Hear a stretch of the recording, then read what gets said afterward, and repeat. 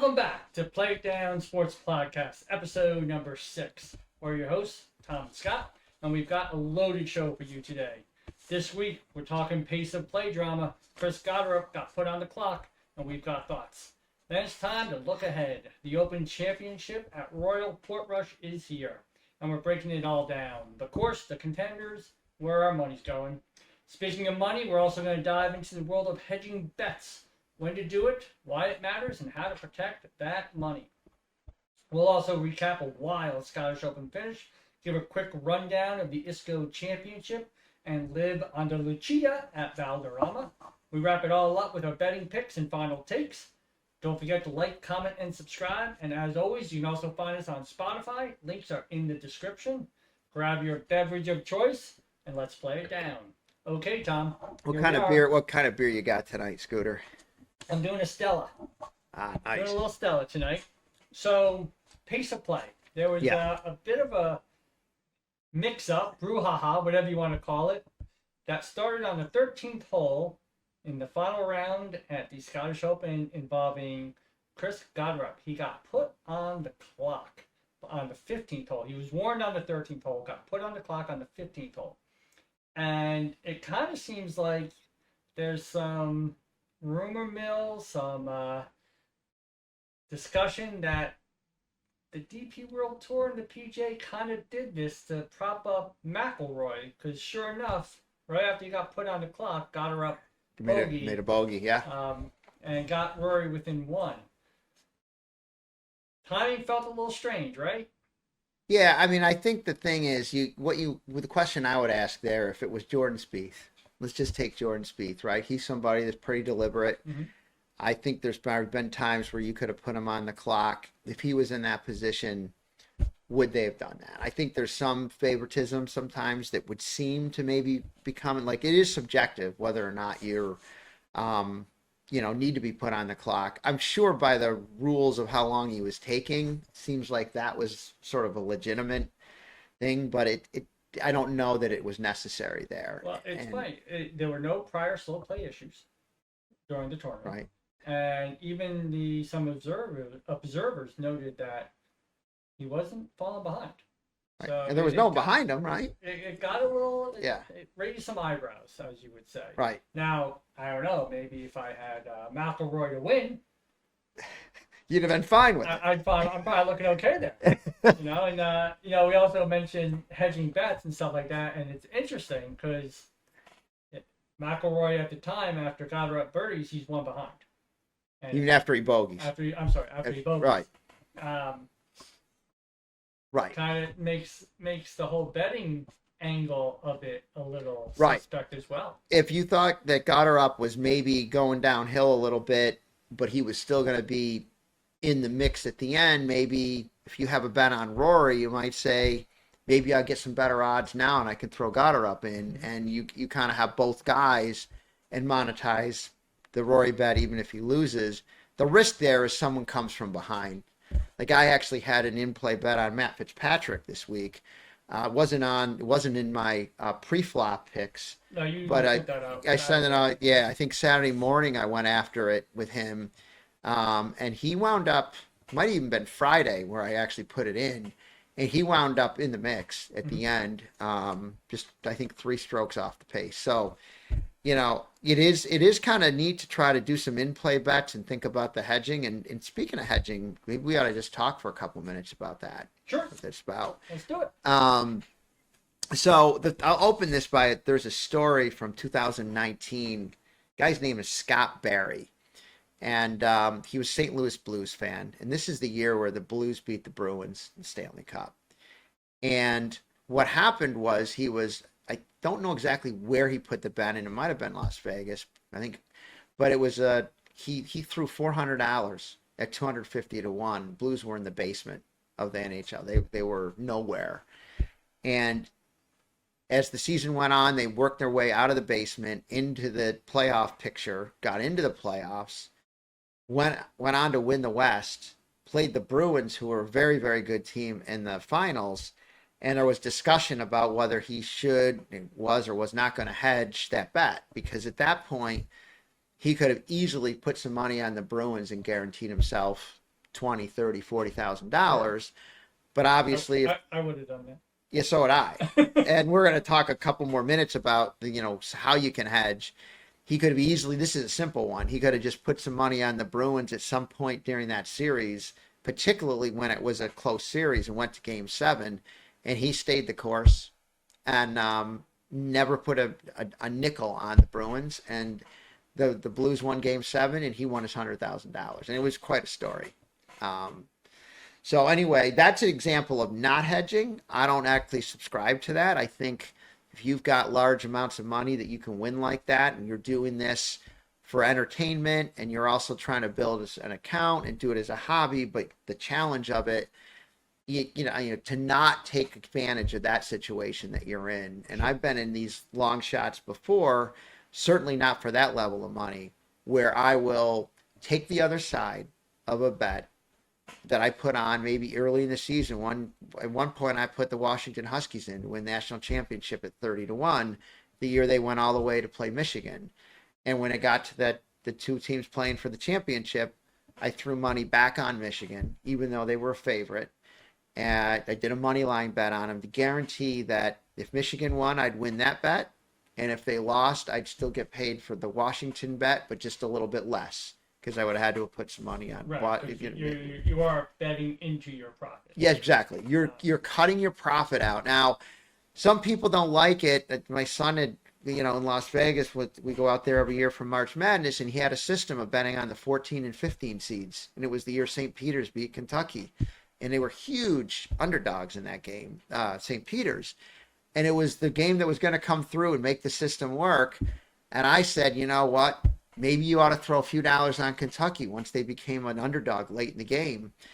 And he kind of hemmed and hawed, and he wound up doing a little bit of that. St. Peter's won, and he was sort of kicking himself, saying, my system was to take these teams and play them through. My thought was, you'd have hated to not win something on that game if Kentucky came back and won. But if you lose all the other bets that you have no chance to hedge, maybe you have to let that ride out. So it is debatable when to hedge and when not to hedge. And then the last thing I'm going to just mention is there's some really major contests. Circa and Westgate run some great contests. You and I are going to get in them. You hire a proxy service. You have to go out there to sign up. And there were guys at the end of the year last year that were involved in this survivorship late. $1 million. Yeah, there was I think the $14 million was the amount of survivorship.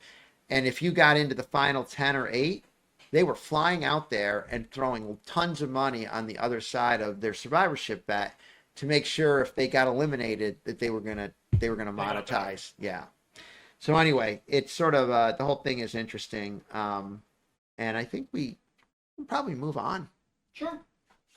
All right. So should we move on to the Open Championship? So we have the Open Championship. It is at Royal Portrush Golf Club in Portrush County, Antrim in Northern Ireland. I have no idea if I pronounced any of that right, by the way. I'm just hoping.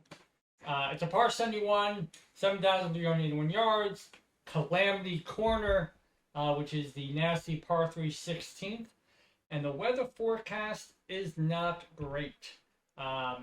That's how we like it, though. It was too nice last week. It was way too nice for the Scottish Open. So I don't know how much of a prime warm-up it was for this.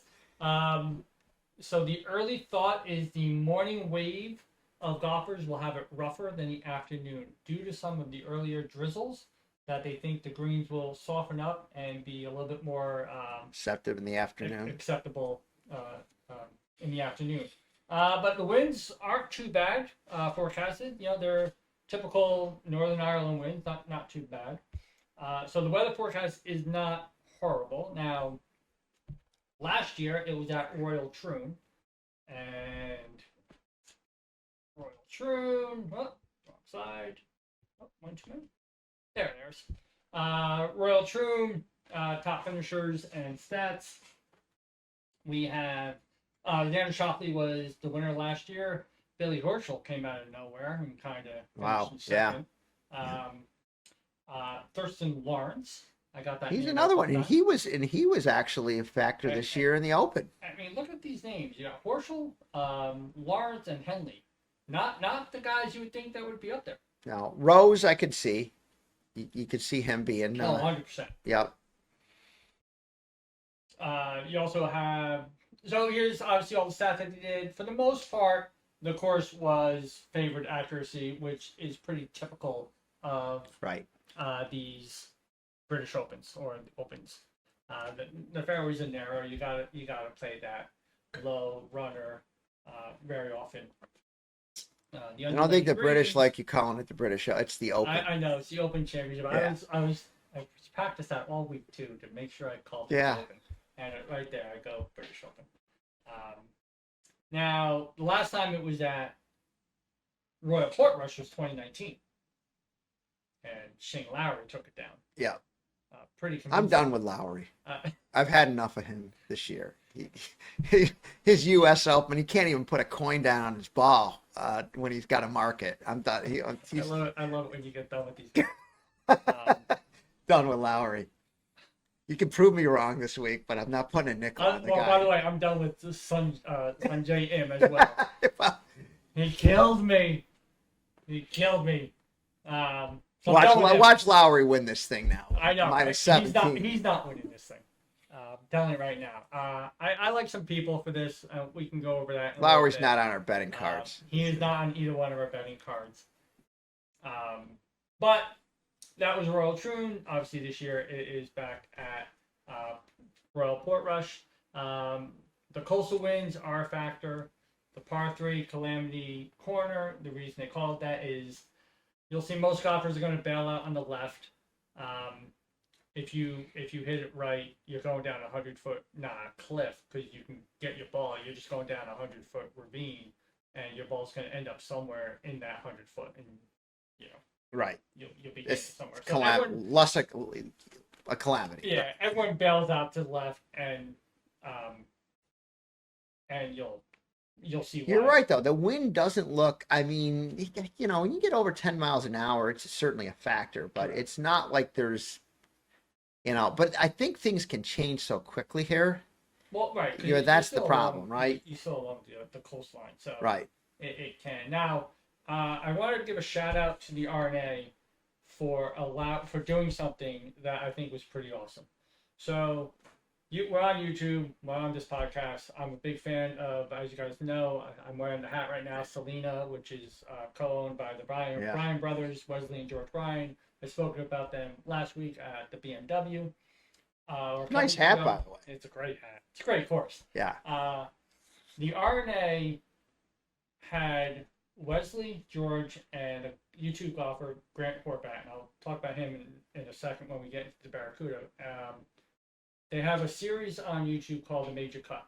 They play venues that held a major, and they see if they can make the cut. So obviously they based what the cut was at 2019's rendition of Royal Portrush, which was +1. So George, Wes, and Grant played it over 2 days. They had caddies. It's on YouTube now. It's on Grant Horvat's channel and Brian Rose's channel. I'll have the links in the description. If you want to see the course, and they only did this 10 days ago. It was a week before the pros were coming in. The course was not played on in a month. They played it from the tips as far back as you could, and you get a real good feel of the course. It's a great watch. I highly recommend it. And if you want to see Royal Portrush in all its glory and all the caddy stories, the caddies are great. It's a great watch. But check it out. You got Calamity Corner. Also, the par 3. It's 203 yards, and it's always into the wind, which also makes it a little bit tougher. The fescue and the rough actually didn't seem that horrible during their video. I'm sure it will be, but it's nothing you and I couldn't handle. That's for sure. Handle it. Yeah. And obviously you got narrow fairways. Does distance help at this course? Yes or no? I did not. I'll tell you what I was looking more. My card is going to be filled with guys that are used to playing in this type of. So you're taking course history or course fit? Course fit, right? I said I was done with Lowry. I'm not done with Fleetwood just yet, right? So I should be. I'm not And gonna go. and what I was looking for when I was looking at it is who's a good low ball hitter, right? Some guys that get the ball way up in the air. Now again, the winds don't look terrible, but and I did go back and put something down on Xander, like, but I was looking for guys that were accurate, that are good low ball hitters, and play well in some moderately poor conditions, right? Again, we're not talking about it doesn't look like it's gonna be really It bad doesn't here. seem like it's gonna be all that not horrible. It's gonna be playable. Yeah.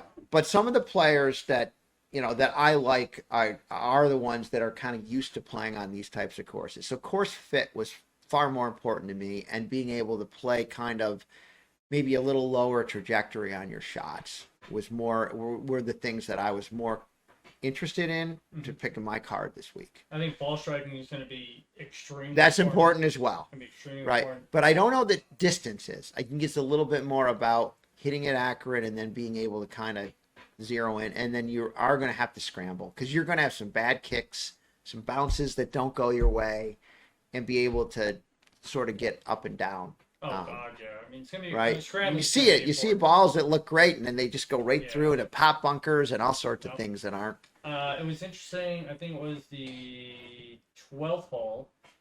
Grant and George were 30 yards from the green. Little chip shot, and they both hit their chips short of the green. Yeah. And you watch this ball roll past the green, down to the right, into a bunker.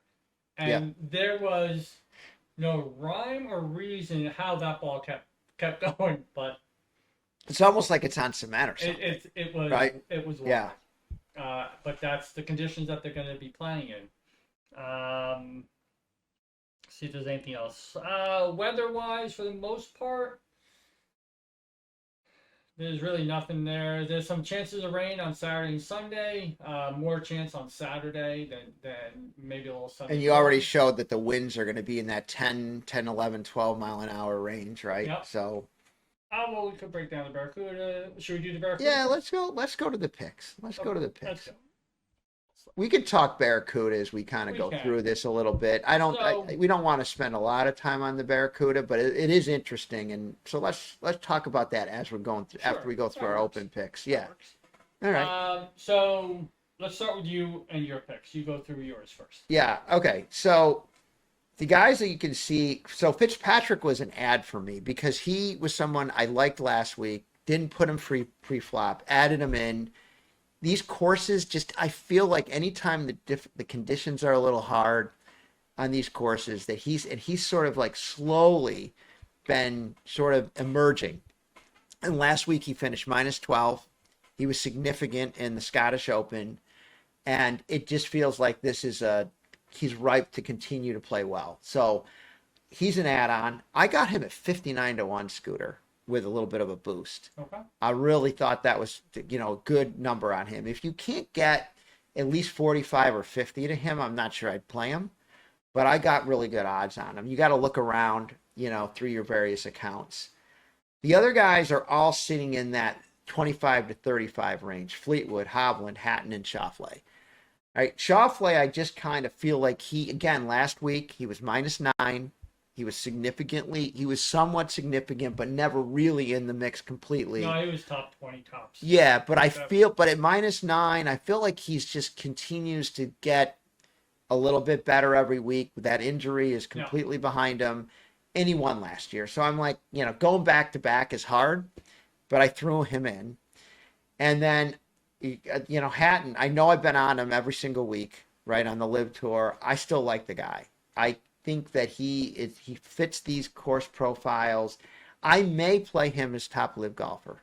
I haven't done that yet, but that's an interesting I may play him as the top LIV golfer. I have to look. Not big on Bryson this week. I do think Rahm could be decent. I like Rahm this week. Yeah.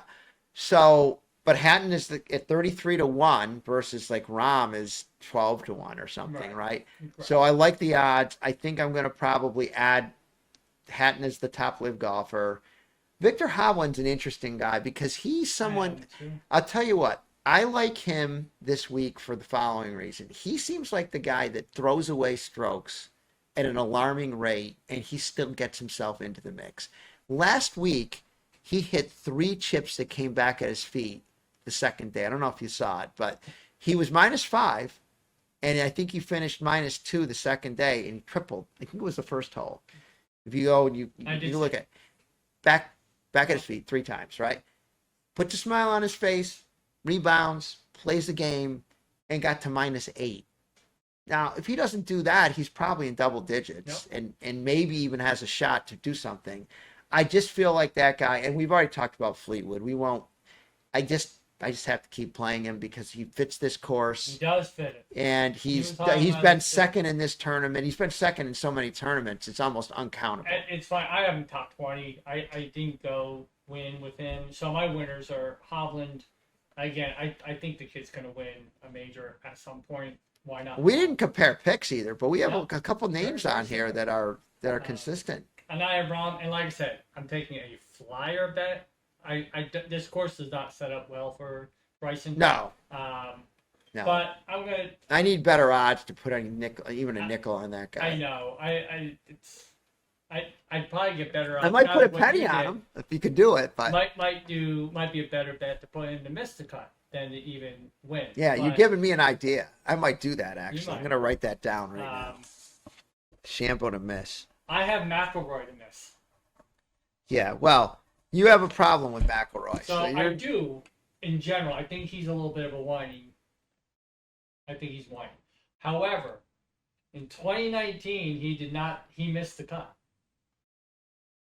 Yeah, I mean, it's like my Scheffler shot last week, right? Like, and by the way, Scheffler didn't miss the cut, but he was not real strong in that tournament, right? Never a factor.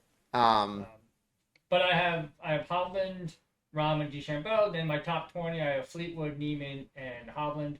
I like Neiman here. I think he'll do well at this course. I like this top 20. Again, you can parlay them. You don't have to. I usually end up doing a mix of both. I like Fleetwood and Hovland together in the top 20. And Neiman's a nice ad, right? I mean, you pick the third guy, and if you think he can fit this course and do well, I would have probably looked at that and thrown Hatton in, obviously, based on my picks. Yeah.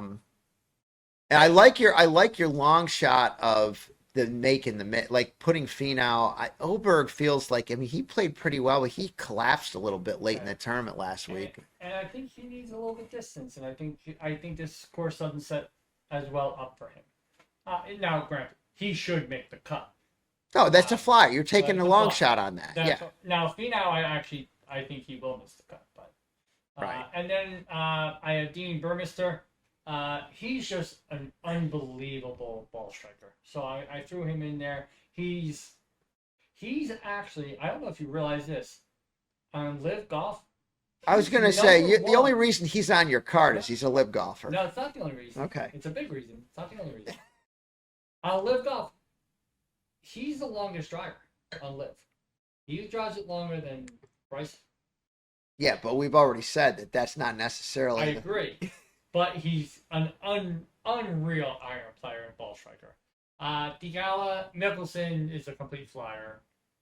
Well, you're making miscuts. You're just trying to. You're taking a long shot. I like doing it. Yeah, it's. I like it. One thing I guess I would say about these is when you're deciding what to bet on these, to bet on winners or bet on long shot parlays, just leverage your bet down, right? And look at the odds you're getting, because you know, a lot of people will say, your picks suck. They didn't win last week. Well, if I've got all these guys that made the cut and they're in, one or two of them are in play, that's what I'm looking for, because I know I'm not going to win every week. No one wins winning golfers every week. So just kind of, I know that sounds like sort of like just offsetting and saying, hey, don't, not taking accountability for picks, but you cannot expect that you're going to win a winner of it. Especially golf. I mean, golf, it's 150 guys. Yes. And it's golf. I mean, that's why it's so crazy that Scotty is like under 5-1 against 150 people to win a tournament. It just feels like the stupidest bet you can make. But all right, so those are our bets for the Open Championship. We're going to take a quick look at the Barracuda. Yeah. Okay? Yep.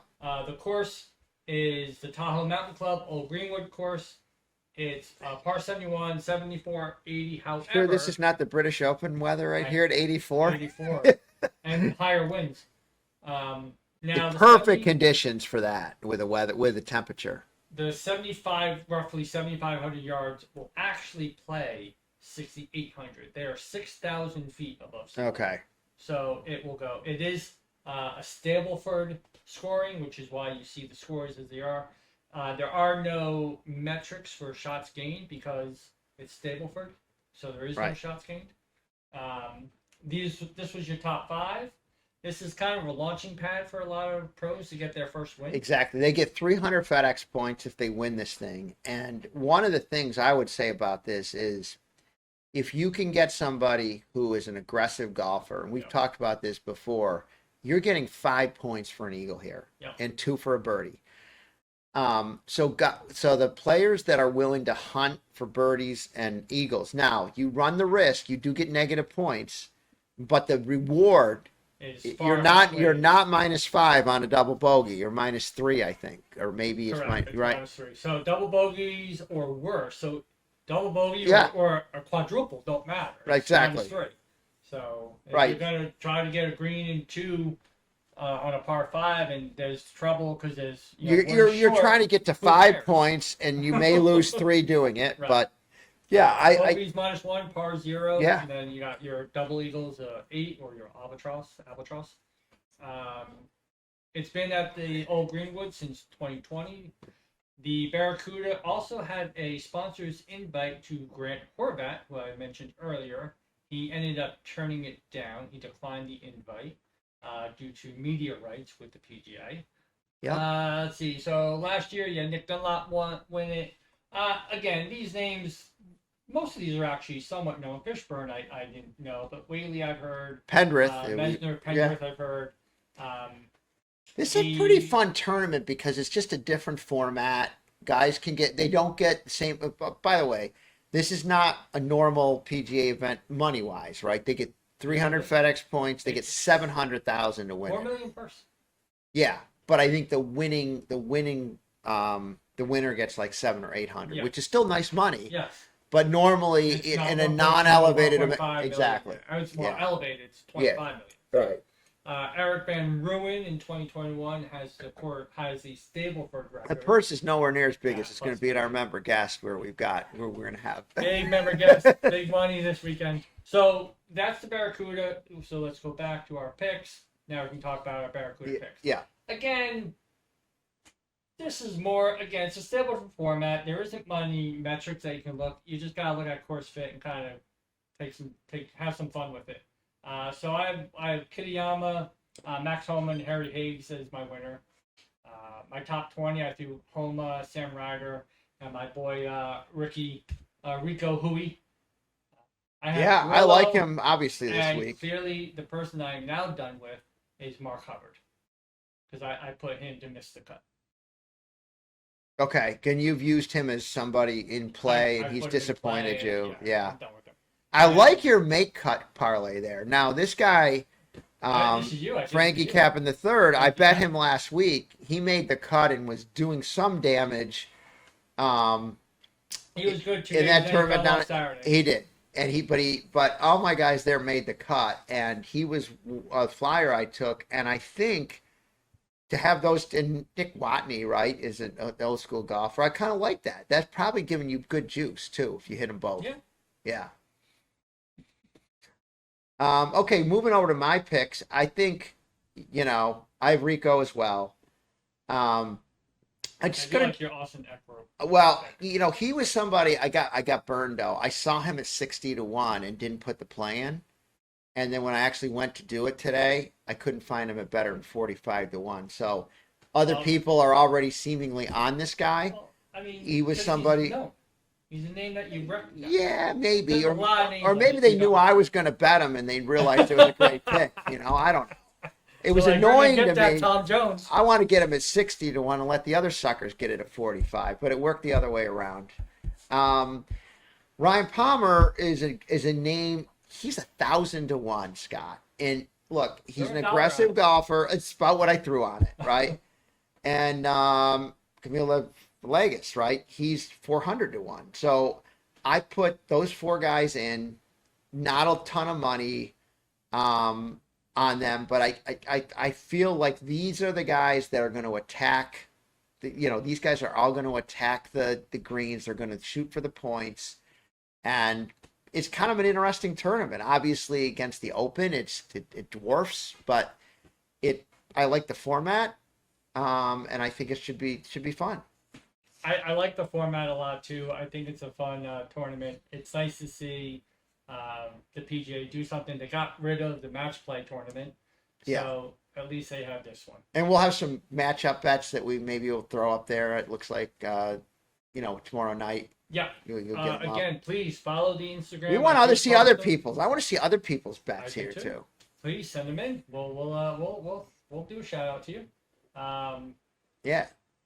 I think you probably if somebody hits the winner, you ought to give them one of these poker chips you got here. Those are yeah. Play it down. Or maybe a ball marker like this. We got ball markers? Yeah. Or maybe Dave Gordon. Maybe Dave Gordon's hat could be given away. That should be a giveaway. Yeah, I mean, look at this thing. Look at that. It's a quality hat. Yeah. That's a quality It is. hat. You know what? I'm going to put it on for a minute here. What do you think? Now you're sporting. Listen, we love our sponsors. All right. We love our sponsors. We'll put the Mount Tabor hat up there for the rest of the podcast. This is the kind of new background we got. We got the Coastal Carolina hat, got the Lane University hat. Those are where my kids are going to school. This crusher hat, I think that's supposed to be turned down. No. It was exactly how it should be. Okay. It's an awesome hat. Yeah. We got the PJ Quail Hollow. Got the this is the Ocean Course, and I'm sorry. Yes, this is one of my trophies. Oh, and it's actually these are both my Treasurer's Cup back-to-back trophies I have up there. Yeah, and Golfer of the Year, and you're not even at that course anymore. I'm not. The Golfer of the Year actually is at work, so we keep that one at work.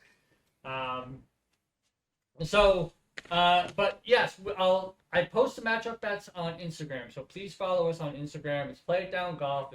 It's for all of our socials, YouTube, X, Spotify, Instagram, and TikTok. So please follow us there. Now let's transition over to the Scottish Open. So the Scottish Open, we already mentioned the pace of play and the whole mix-up or thing with Gotterup. There were nice win by Gotterup though. Great Jersey guy, right? Jersey guy, great win by Gotterup. Weather was not a factor. It ended up being shockingly a complete bomber's paradise. The long hitters excelled. Yep.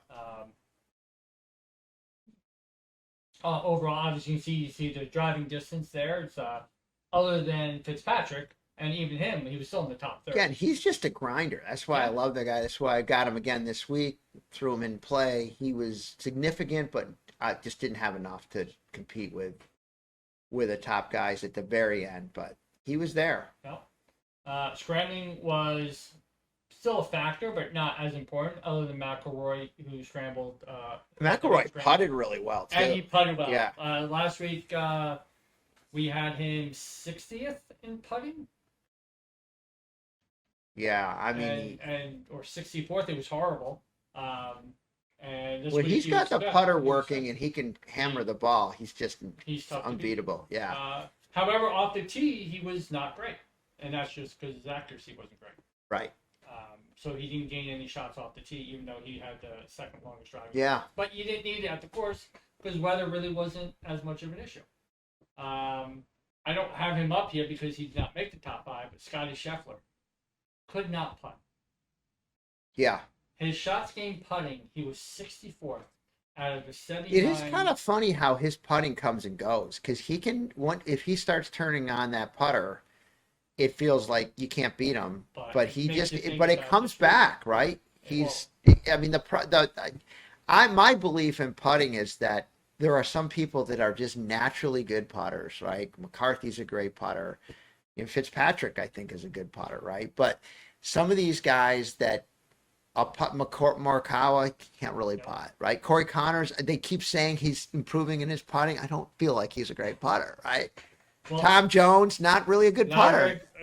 Check, not a really great putter. Sean O'Leary, Pretty top darn five good. putter, Pretty yeah. good. He was actually 103 shots gained putting overall. So, but 64th out of the 79 that made the cut. Yeah. There were no big sprinklet issues this year. Do you remember that from last year with McIntyre? Hits the Oh, ball, yes, hits yes. the ball, and then he's standing on a sprinkler head. He got some relief. Yep. Oh, yeah. Yeah, that was a big I story. guess the other big story was Harry English's caddy. Harris English? Harris English's caddy was denied access to the UK due to a criminal record or an arrest Oh, that really? he had like 20 years ago. You would have thought he was trying to get into Picatinny or something. You would think. But yes, he was denied access, so Harris English did have, he picked up a caddy at the Oh, wow. So those are kind of some of the headlines. We also had the ISCO Championship. Here are your top 5 finishers there. I would love to talk more about these individuals. Other than Wheatley, I don't know any of them. Let's just talk a little bit about the winner here, though. He did shoot -9 on Sunday. Yeah, he was -1, and we had guys that we had picked that were down in that area, and you're like, you've given up on them. And this guy shoots a -9 and comes from -1, several strokes off the pace. 8, 6, 7, 8 strokes off the pace.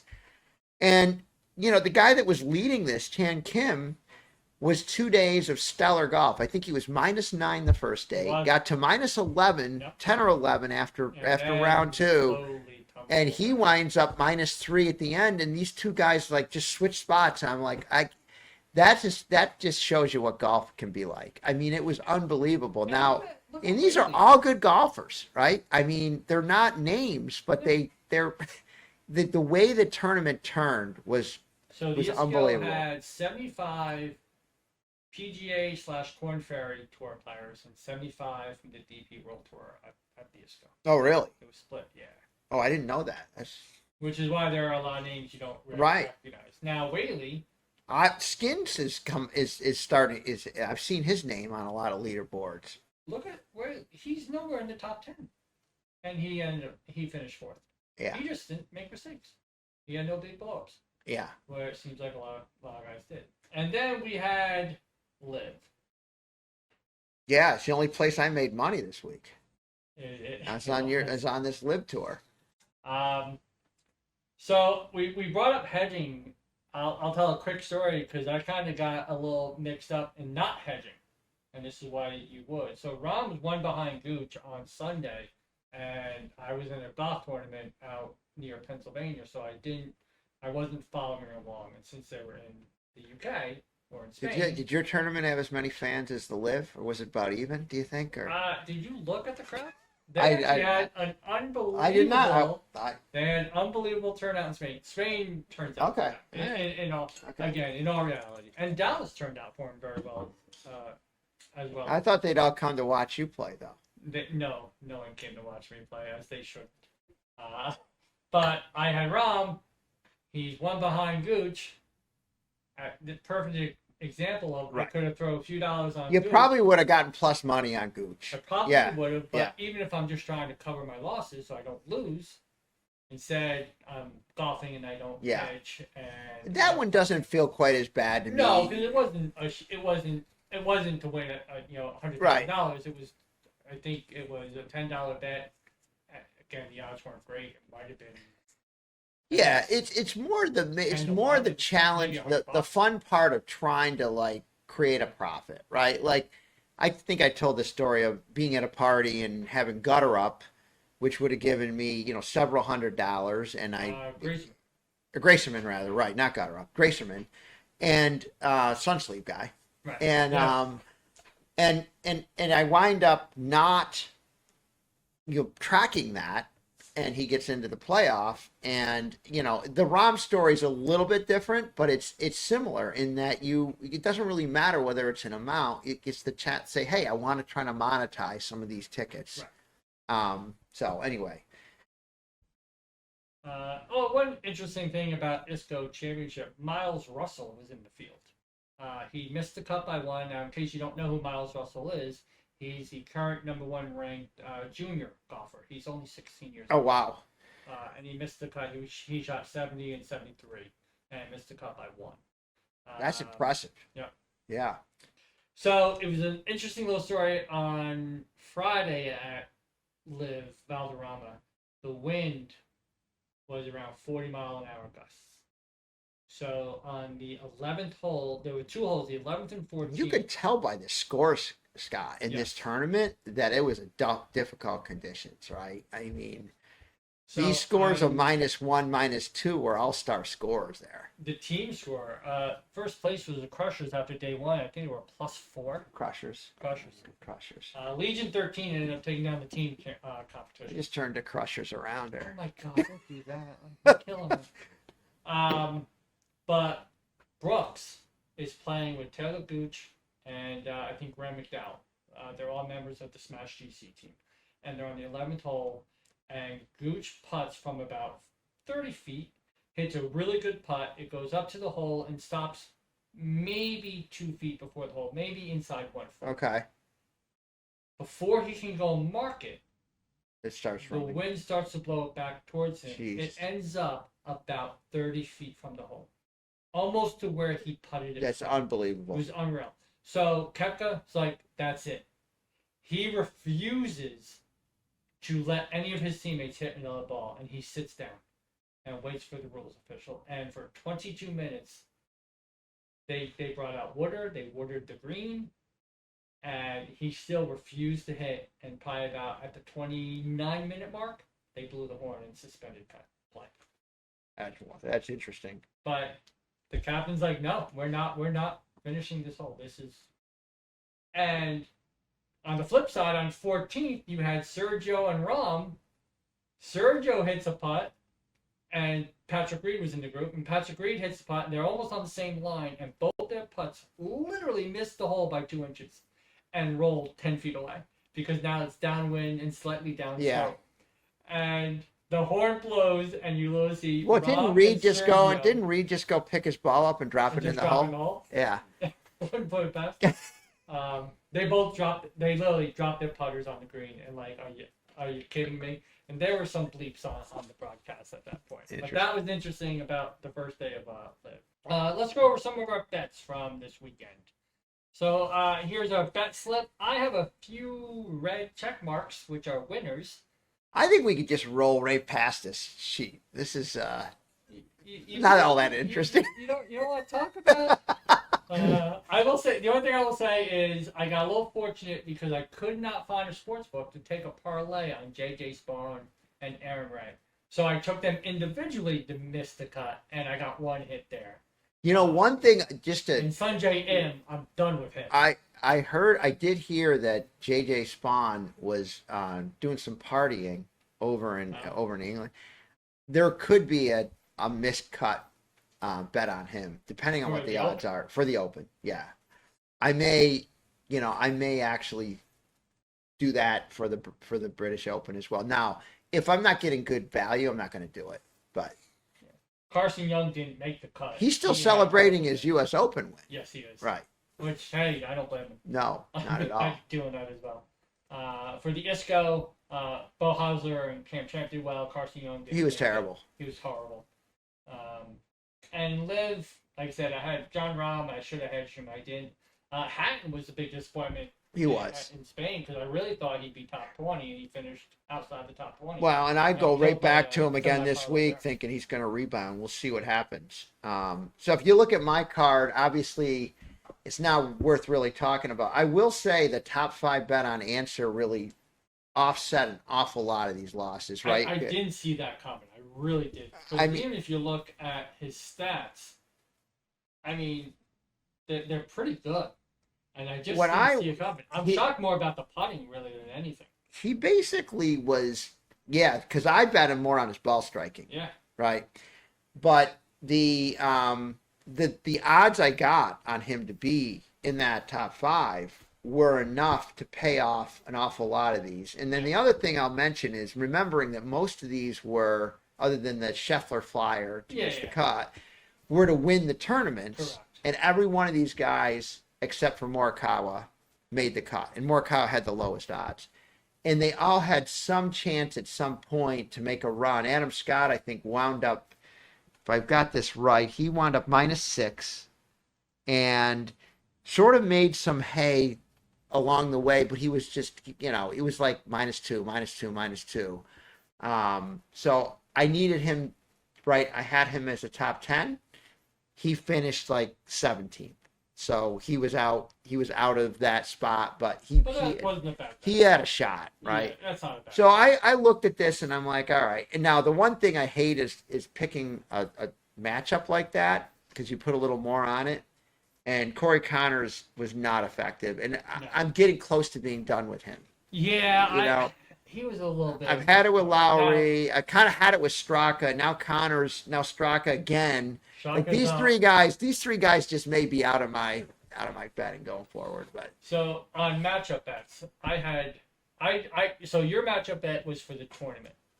So you were looking Connors over Straka. You're always hopeful if it's a tournament. If they're both in, they both make the cut. You have a shot all the way through. I had 24 matchup bets.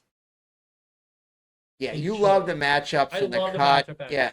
I have fun with them. So I ended up hitting 12 so 2 ended up being pushes, and I hit 12 out of 20. Actually, 3 were pushes, 12 out of 21.